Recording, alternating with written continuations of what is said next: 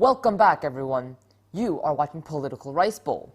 Today, we're going to talk about systemic racism. Now, systemic racism, this word you've probably heard. In the past few months, you've probably heard this word shoved in your face more than any other word. And my question is this so-called systemic racism real, or is it kind of bullcrap? Now, let's find out. So, systemic racism, what even is it? From what I've heard from talking to many leftists and what I see people talk about when on Instagram and all that stuff, what I assume people mean when they say systemic racism is that the system, the United States, is racist against blacks, which is why they are oppressed. And they are still racist against blacks. Simply put it, all inequity and inequality between whites and blacks are due to racism by itself. For an example, take mass incarceration and incarceration rates. It's what people often cite, at least one example of what people often cite when it comes to systemic racism. They'll say that the overrepresentation of blacks in prisons is an example of systemic racism because the U.S. apparently hates blacks and wants to put them in prisons more than they do whites. Now, when you look at this graph, you can see that blacks do not make up the majority of inmates in prisons. However, when you control for population, then yeah, it is true that there is a disproportionate amount of blacks in prisons compared to whites.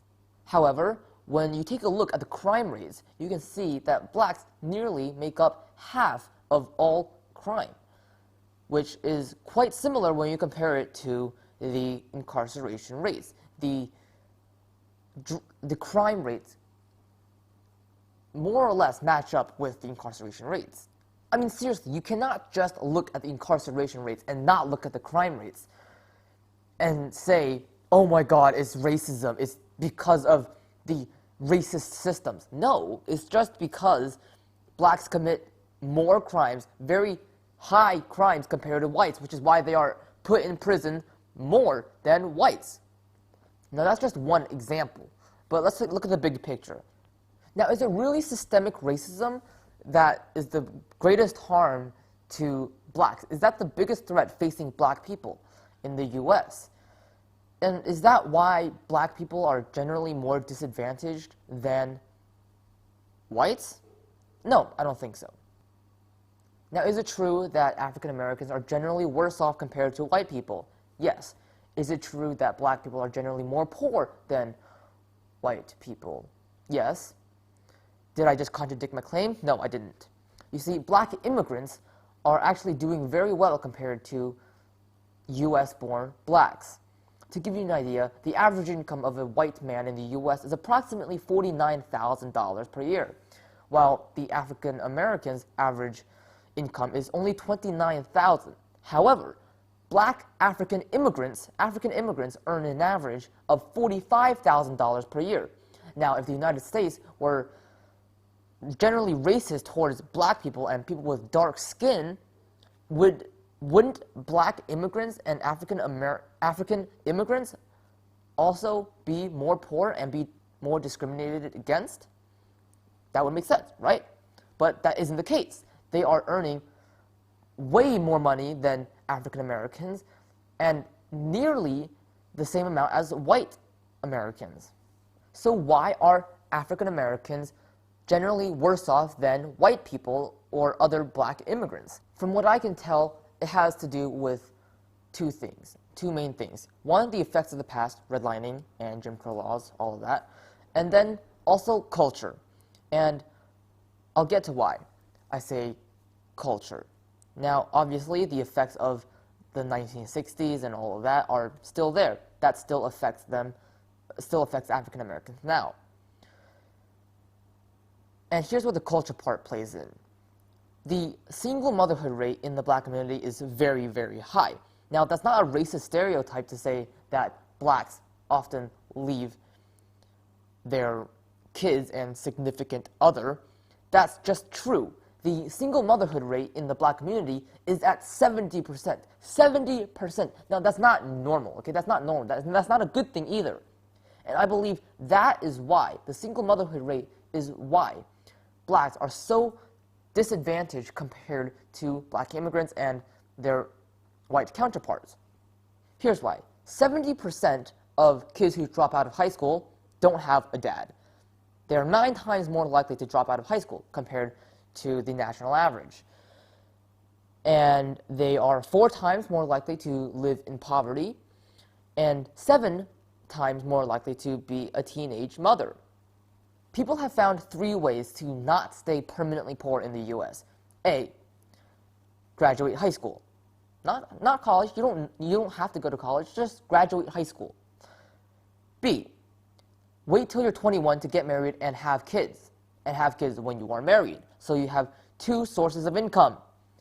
And C, have a full-time job. And you have a 75% chance of being in the middle class, around $45,000 to $55,000 a year. And considering the effects of father absence, which I already explained above, and the single motherhood rate in the black community is at 70%, it's pretty clear as to what the main issue could be of why blacks are so disadvantaged. Father absence does not only affect the financial situation of people and their kids, but kids without dads are more likely to get involved in drugs, more likely to go to prison, and more likely not to go to college. Single motherhood is a very big threat facing the black community. It's not systemic racism discriminating against black people that's making them and causing them to be disadvantaged. That's not why. It's because of single motherhood. However, I don't deny that there are racist people in the systems that, for example, don't hire black people because they're black, and people who discriminate against blacks. But is that the main reason why blacks are disadvantaged? I don't think so. So what do I think needs to be done? First, stop with this mentality of systemic racism. It doesn't help black people. I mean, would you work hard to achieve something in life if every day people keep telling you that the country you live in constantly discriminates against people like you and are always trying to prevent you from succeeding? Does that motivate you? Does that help you at all? No, it doesn't. But what I think is even more important is better education for black communities. And I don't think many people dispute this. But first, you need to understand that education in the black neighborhoods are crap. And that's not racist, it is crap. You need to understand this and recognize that the education there is crap. And that is why they're not succeeding very well in education. So not only in English, math, science, but also better sex education. Many teenage pregnancies lead to single motherhood, and studies show that comprehensive sex education reduces teenage pregnancy, which in turn lowers single motherhood. Have tax credit scholarships, charter schools, donate money, and fund schools for better education for the black communities, because the unfortunate reality is that their education sucks. And maybe not donate $90 million to bail out criminals at the riots, but whatever. So no, systemic racism doesn't really exist, as I explained about the black immigrants and the African immigrants. And even if it did exist, systemic racism is not the greatest threat facing black people. It is single motherhood and crap education. So that is what we need to change. Single motherhood rates, we need to reduce that, and we need to give them better education.